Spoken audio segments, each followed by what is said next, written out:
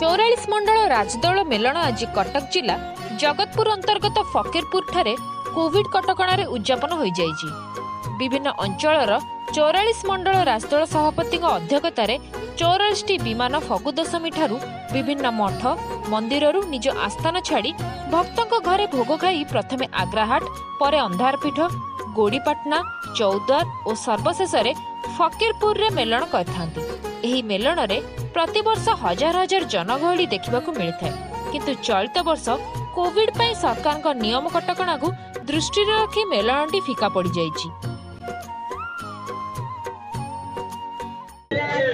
आमे जो कोविड जो भयावह परिस्थिति सरकार नियम अनुसार कोविड आईन अनुसार आम पूरा बिना जो सरकार जो निर्देश था पालन करी आम 5टी यात्रा आम सफलतार सह पालन कर। आज जो शेष यात्रा ये केते खंड विमान जोग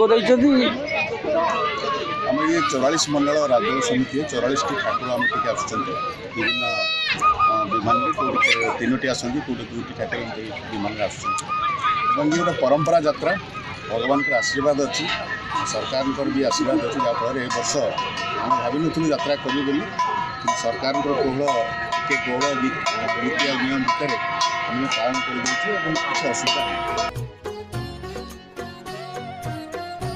नहीं। मेलन रे ना अच्छी जनगहली ना दुकान बजार ना बाजाबाण मेलन पड़िया पड़ी फांका। एही यात्रा रे पुलिस पक्षर सुरक्षा कड़ाकड़ी देखा मिलता। कोविड कटकणार अनुष्ठान पक्षर विमान मानक चाचेरी करा निज निज स्थान में रखाई अति श्रृंखलार सहित विधिपूर्वक भोग दि जाए सम्मान सहित कोविड गाइडलाइन को मानि संपादन करा जायथिला।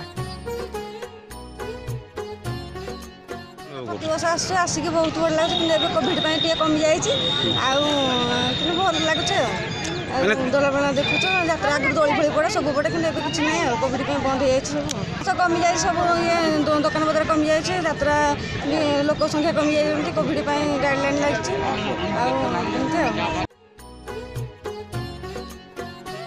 कटकरू इमरान खान को रिपोर्ट ओडिशा ट्रायल।